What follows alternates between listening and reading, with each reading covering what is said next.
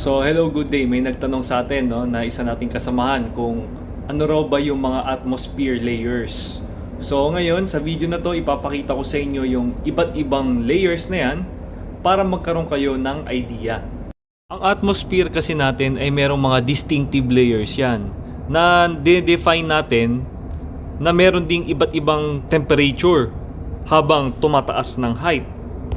So ito, no, sa picture natin, mula sa surface ng Earth 12 kilometers pataas, troposphere yan. Ngayon mula surface hanggang 47 kilometers, yan naman yung stratosphere. Mula surface hanggang 80 kilometers pataas, yan naman ang mesosphere. Now, ang thermosphere naman ay nasa ibabaw ng mesopause, kung nasaan merong negligible quantity ng gas.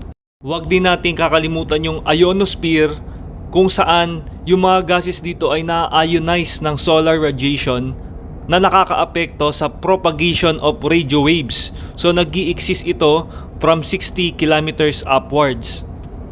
Ngayon ang gawin nyo, i-post nyo yung video, kabisaduhin nyo maigi yung different layers ng atmosphere.